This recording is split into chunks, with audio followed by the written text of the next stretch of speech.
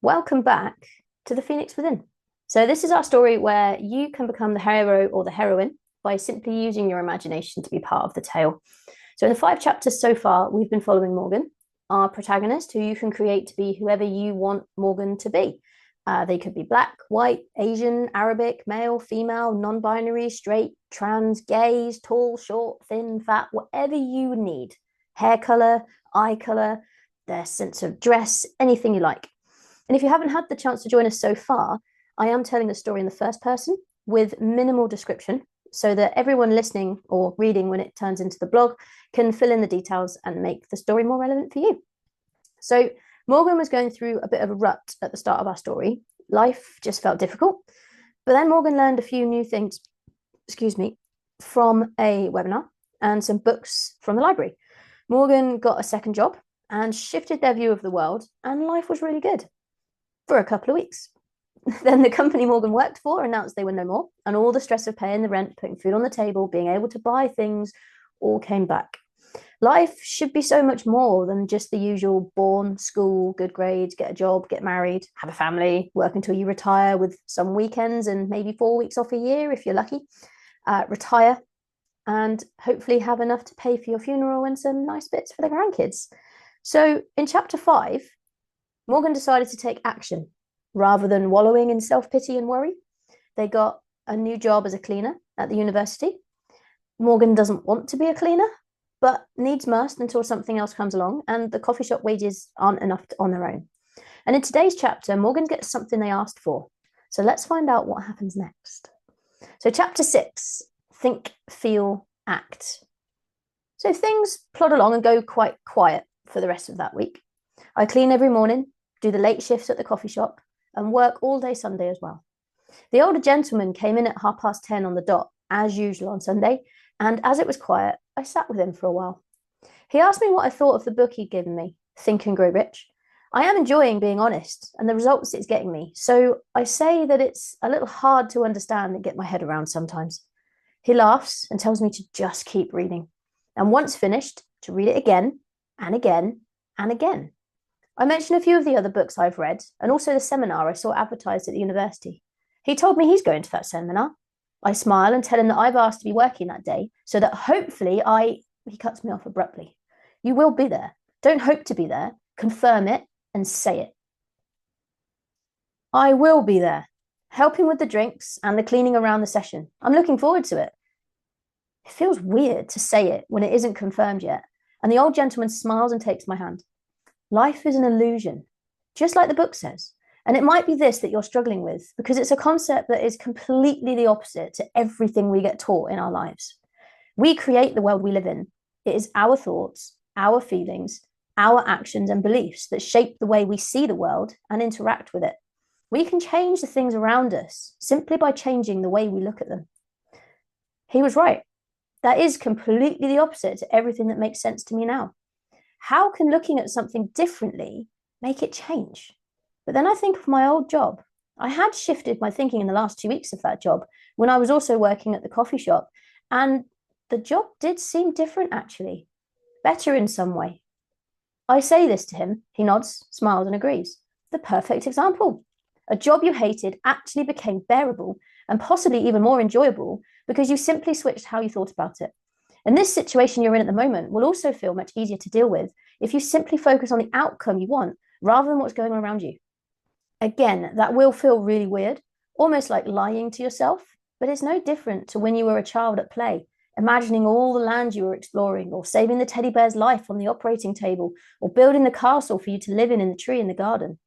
I smile as memories pop into my head of all the adventures I went on as a child, the things I built, the lives my toys led. It was all so real, but yet I can't remember when it stopped feeling real. Keep reading Think and Grow Rich and do what it says. Everything will all fall into place for you. He sat back in his chair and picked up his newspaper again as the door opened and a customer walked in. I smiled, nodded my head at the older gentleman, and walked back to the counter to serve them. For the rest of Sunday, I allowed my mind to wander. I'm pretty good at the coffee shop job now, so I can almost get through the day on autopilot, which gives my mind the freedom to wander away every now and then. I kept going over what the gentleman had said and reminiscing over my childhood adventures, reliving them in my head and seeing them as clearly as if I were there again. When that started to feel really natural and easy to do, I started to think of things that I want going forward, a better paying job for a start, but still with the option to work at the coffee shop as I love the atmosphere and the people. The image of the seminar poster popped into my head. So again, I took the gentleman's advice. I started picturing myself serving teas and coffees from behind a small table at the top of the seminar room. Then moving down the sides of the rows, picking up rubbish that had missed the bin and also emptying the bins during the break. And in between working, I'm able to be there and listen to what the speaker is saying. Think, feel, act.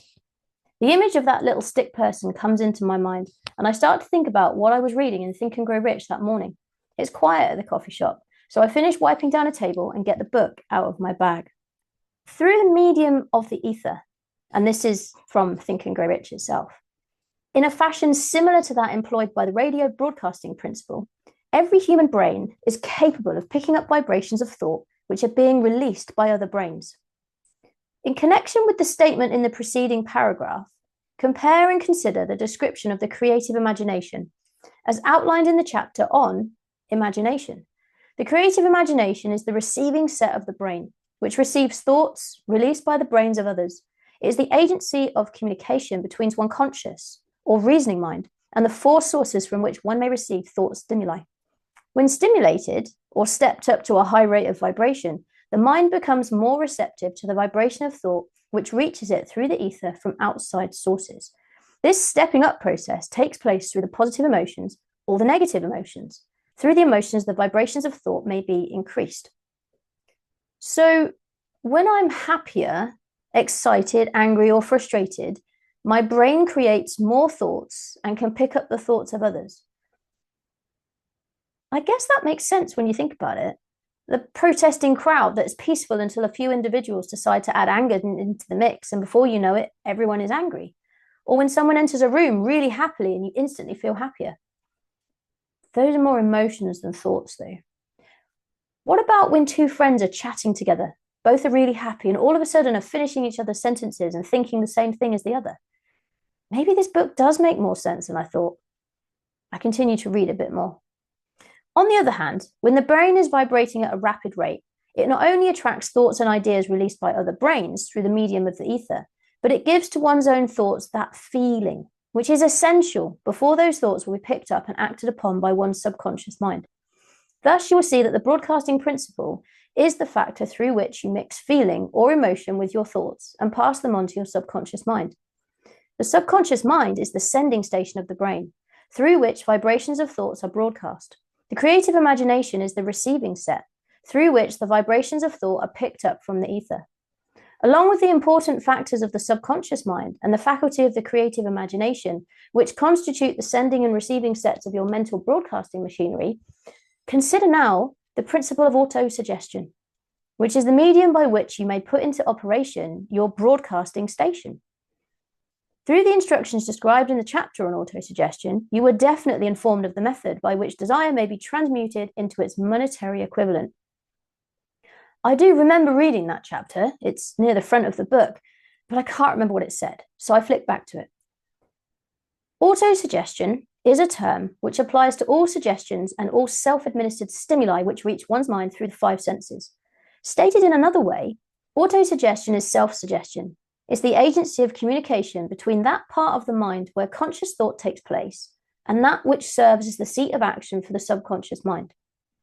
Through the dominating thoughts which one permits to remain in the conscious mind, whether these thoughts be negative or positive is immaterial, the principle of autosuggestion voluntarily reaches the subconscious mind and influences it with these thoughts.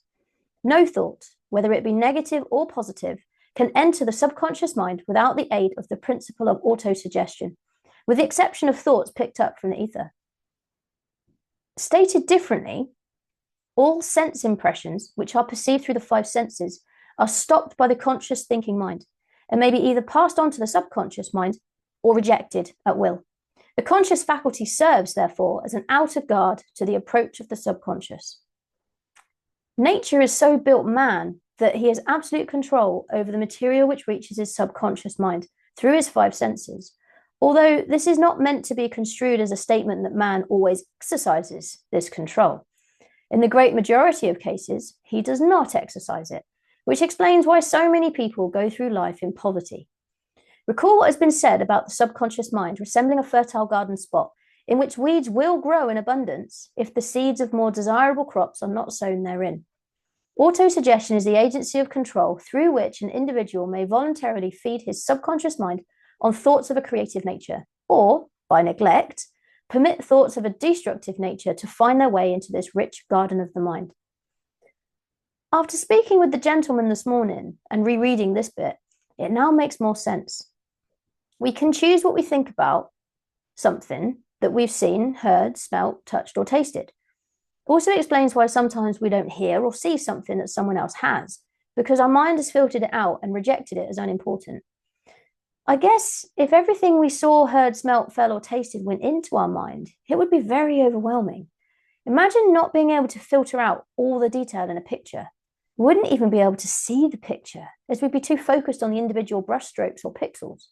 If we couldn't filter out our sense of touch, we wouldn't be able to process even walking across a room because our mind would be full of the feel of the individual carpet fibers.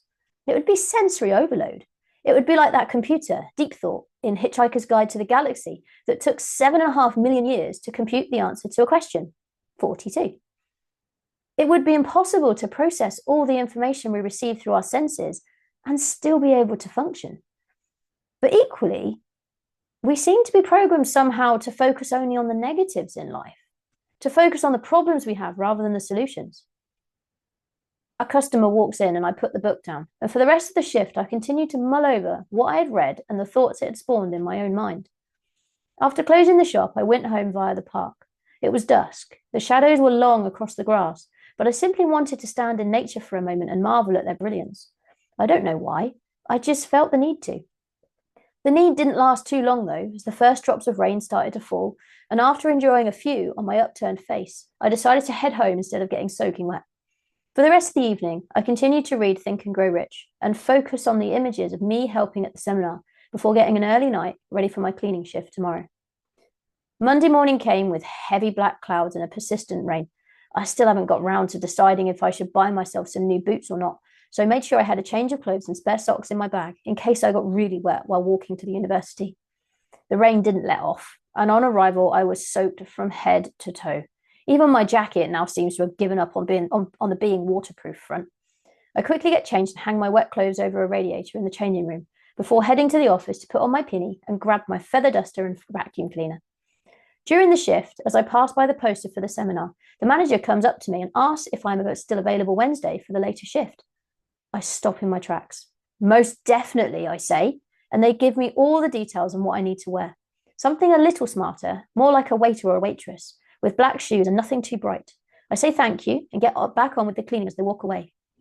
When they're out of view, I stop briefly. Wow. I smile and do a little happy dance. This thinking about what you want really does work then. I nod towards the poster and continue dusting along the corridor. The rest of the shift and that afternoon, I start to think about the other things I put on my list and building the images in my head of a life with those things included. I don't even notice the rain dripping down my neck and soaking me to the bone again as I walk home. I do feel the warm water of the shower once home, though, as feelings seeped back into my numb skin. But I have nothing else to go out for this afternoon, so I put on some warm pajamas and spend the rest of the day job hunting and reading. Tuesday comes and goes, less rain at least, and the coffee shop was fairly busy with some new faces. A few I can tell are in town for the seminar, as I pick up bits of conversation as I serve customers, clear and wipe tables, and deliver orders to tables. There's a real buzz in the air all evening, and it only builds my anticipation of what is to come tomorrow. Wednesday morning, I am awake before my alarm. I had a very early night and slept really well, so I get everything ready for my cleaning shift and for the seminar. I iron my clothes, pack my lunch and some other snacks to last the evening. I'd already decided there wasn't much point in coming home for an hour, with the half-hour walk each way between my cleaning and the time I needed to get back to help set things up. If the rain held off, I would head over to the library, which wasn't far from the university campus, and pick up some more books. Or I would find a quiet corner and continue reading Think and Grow Rich. It is going to be a good day. The clouds are still threatening, but not releasing their payloads as I walk, and I fill my mind with the images of my future life that I've been working on all week. On arrival, I hang up my clothes for later and get on with my cleaning. At 12, the rain is still holding off and the skies look much clearer, So I take my lunch and walk to the library, stopping en route in a nice open space to eat. At the library, I speak to a couple of the advisors and thank them for their help the other day. I tell them about the cleaning job and the seminar this afternoon, and they suggest some other books for me to have a look at that might be of interest. One is Psycho-Cybernetics by Dr. Maxwell Maltz, which looks really interesting. Written by a plastic surgeon, he's talking about how we see ourselves in our mind can actually dictate how we live our lives. So if someone saw themselves as ugly and shy, they would hide from the world and not interact. Or conversely, if someone was made to believe that they couldn't fail at something, they would give it their all, regardless of what was going on around them. Another book is The Science of Getting Rich by Wallace Wattles. This one catches my attention as Jen Sincero mentioned it in her book, You Are a Badass. I check these two out. 2 is enough for now, as I'm also still reading Think and Grow Rich, and I start the walk back to the university. The rain is still holding off, and the sun is trying to break through, creating small moments of that lovely warmth you get when the sun shines on your face and body. I love that feeling. Maybe I was a tree or a plant in another life. Like in the film, Benjamin Button. I think it's Benjamin Button. It's not Benjamin Button. It's the little boy. Can't remember his name at the moment, but he puts his arms out and practically glows when the sunlight falls on him and the leaves growing on his legs. I smile, my mind wandering back to days of running through the sunny fields by my house when I was younger, on a picnic with my family by the little stream at the edge of the cow field where we also saw those feathery cows. I'm really enjoying the memories as I approach the university campus and head back in, taking a deep breath and refocusing my mind on the job at hand. I drop my bag off in the changing room and head to the seminar room to help. I'm early and there's no one else around, so I head to the front of the room, at the bottom of the steps, to see what it's like looking up. I imagine the room filled with people, all eagerly awaiting what I have to say, and feel nervous, even though there's no one actually there. Wow, it's scary in my imagination. I wonder how others manage to do it. Wondering what it's like? I jump slightly and turn around. Someone familiar smiles, but I can't place where I know them from. They're well dressed and they smell amazing. Oh, I was just, yeah, a little. Even using my imagination, I feel nervous looking up at a sea of imaginary faces. I've heard that you're supposed to imagine them all naked, and then that makes it easier. But I can't see anyone most of the time as the lights are in my eyes. I smile and introduce myself, offering my hand. They shake it warmly and ask my role here, not offering their name. I tell them I'm helping out today with the drinks and cleaning up. They nod, a worthy role, and thank you for doing it. I thank them, and their phone rings. They excuse themselves. I nod my goodbye as the manager arrives at the top of the stairs and I head up to meet them. I help with the table set up for the hot drinks and I'm given the job of ferrying jugs of water from a sink to the boiler on the table. Once done, we arrange various mugs and different types of tea bags and sugar pots, and then a filter coffee machine arrives to go next to the hot water boiler. It doesn't take long, and then the manager explains the order of the event. People start arriving in about half hour's time. We will offer them a drink, and then they will be shown to some seats. They are reserved seats at the front, and then everyone else is to fill up from the front and middle of the rows to make sure no gaps are left. Anyone late will simply have to stand at the back. It has completely sold out, and everyone is excited to have such a big name speaker in our area. I'm given one of the handouts with all the timings on, and then head off to get changed and smarten myself up. A few people start arriving early, and it seems that that is so that they can get front row seats. I overhear others say that they have heard this speaker before, and they hold the audience in the palm of their hand the whole time. I'm starting to get nervous for them with this much expectation. I smile and welcome people as I prepare drinks in cups with lids, and I'm loving the energy of the room. The table is set up at the top of the room, so I will get a great view of the whole thing.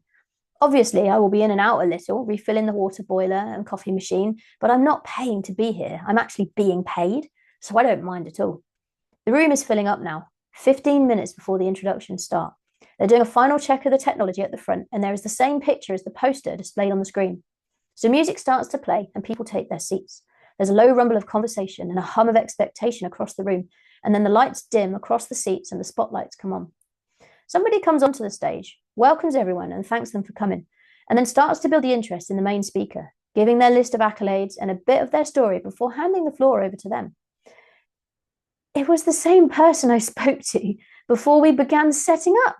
I knew they looked familiar. The room cheers and claps and the seminar begins. They even thank the staff for their support, and it feels like they're looking directly at me. I remember what they said about the lights in their eyes, but it makes me smile regardless. The seminar really did capture the room's attention and hold it. Yes, I was in and out as quickly as I could and whenever I was asked to. No job was too big for me to go and do, and I did it all instantly. I was grateful to be there, and I looked forward to being able to do more of these events in the future. My main takeaways from everything I heard was to do with the little stick person graphic. It seemed to make everything I'd read recently make so much more sense. Think, feel, act basically referred to the fact that what we think creates our feelings. When we allow thoughts to grow and hand them over to our subconscious mind, like it said in Think and Grow Rich, it creates our feelings. So if we think something negative, it creates negative emotions: sadness, anger, worry, guilt, regret, frustration. But if we think something positive, then it creates positive emotions: happiness, excitement, contentment. These emotions in turn create the vibration our body is in. And it's this vibration that we can sense in other people. Like when someone in a really bad mood enters a room, you can just feel it. Or when someone says they're fine, but you can tell they're really not. This vibration also causes the actions we take. If we take an action while thinking negative thoughts and feeling bad, the action is fueled by negativity. The speaker gave the example of when you get out of bed on the wrong side. You stub your toe, spill your coffee, toothpaste down your clothes, bump your funny bone. Then every traffic light goes red on the way to work. It all has a compounding knock-on effect for the rest of the day. The entire audience nodded and agreed, and I could relate to that as well. The same can be said for when we're thinking positive. We get things for free. Traffic lights all turn green. Everyone is nice to you. But what they said next really grabbed my attention. If it's our thoughts that create our feelings, then it makes sense that we can shift how we are feeling by simply shifting our thinking. I had to pop out just after this bit, and I was gone for a fair while, helping the caterers to set out the snacks for the end of the seminar. Can't believe it only lasts an hour. And then the attendees are able to enjoy some food and discuss the content, which I think is a nice touch. On going back into the room, the speaker was holding up a card. On one side, it said the problem. On the other side, it said the solution. And what they were just finishing up explaining was that you can only see one side of the card at any one time. So you can either focus on the problem or you focus on the solution. And again, just like your thoughts, that's a choice. That was really quite something as well. And the whole room absolutely ate out of the palm of their hand for the whole hour. It felt like 5 minutes. It was over and done with within seconds, it felt like. But so worth it. So good. When the speaker finished, everyone was on their feet. Rounds of applause, cheering, asking for more. And they simply just took it, smiled, said thank you, nodded their head, waved to a few people, and then disappeared off out of the side room, out of the side door, out into one of the back rooms where they were able to just chill out for a bit, I guess. All the attendees just started having their own conversation. It got very loud very quickly, but the general noise was just that of excitement, of understanding, of growth. It was amazing to be a part of it. And I hadn't even seen all of it. I was so happy that I'd been there. I head out of the doors before most of the attendees start coming up the stairs, and I help the caterers to guide people to the tables where they could pick up their food. A few tables and chairs had been set out for people to sit, but most of the outside room, outside space, outside the seminar room was just open space where people could stand and chat. The manager came over to me and asked me to just start doing the sweep of the rows. No one was going to go back into the seminar room, so most people were already up getting some food and some extra drinks. So no bags were left. So I took one of the bins and I started at the top and I worked my way down. As I got towards the bottom, the speaker actually came back into the room. It was almost like they'd forgotten something. So I welcomed them. I said, massive thank you. That was an amazing thing to be a part of. And hopefully one day I'd be able to take part fully as an attendee rather than a helper. They laughed, they smiled. And I asked them if I could get them anything, if they'd like a drink or a plate of snacks from the top or anything like that. They said, no, thank you. They'd be going up to join the others shortly. But what they did do was they pulled the problem solution card out of their pocket and they gave it to me.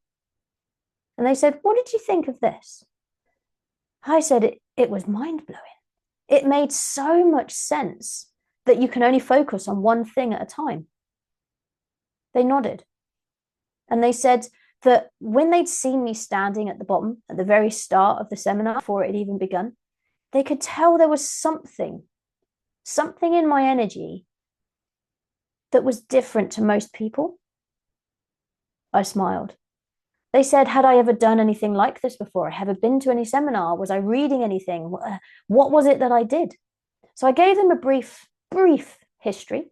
I mentioned the books I've been reading, especially Think and Grow Rich that the old gentleman had given me at the coffee shop, who was actually at the seminar. I hadn't managed to see him at that point, but I was definitely going to catch up with him on Sunday.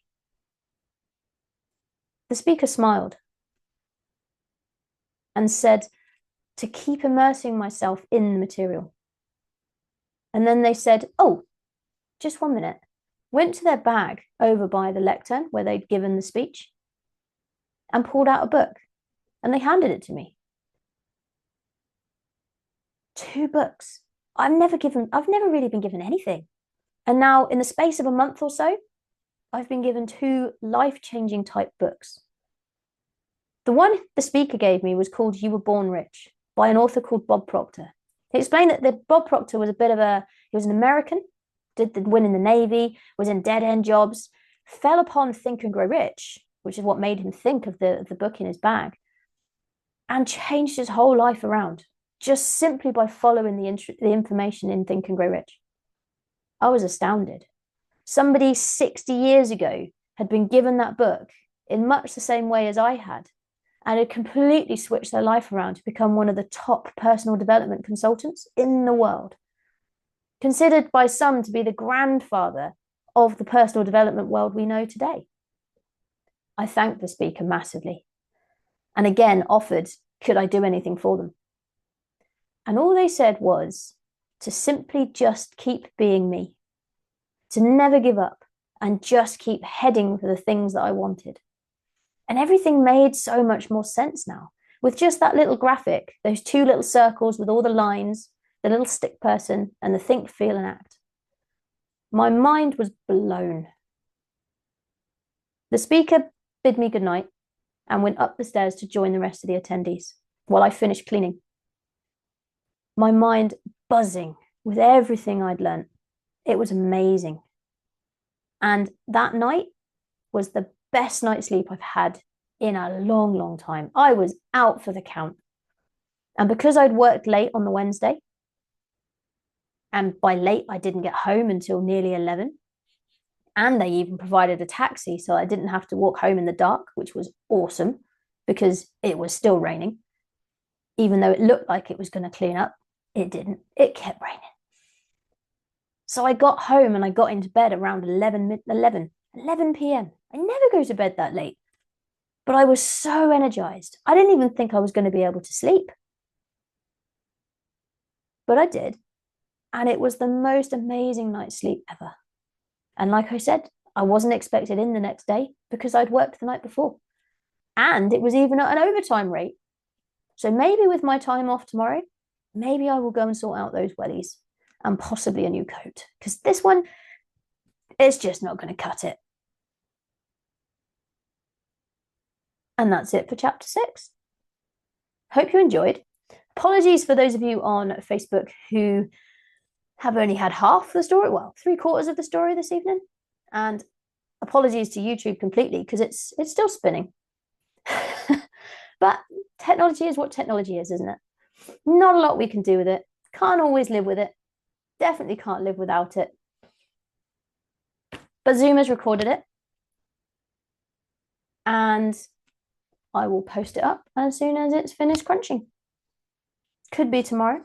Depends how long it takes to crunch. But I hope you can join me next week for chapter 7. And just as a reminder, chapter 7 will be on Monday instead of Tuesday next week due to some other commitments I have Tuesday evening that I can't really rush back from because it's a bit too far on the other side of Plymouth. So I hope you can join me on Monday. Please, please, please feel free to share this far and wide.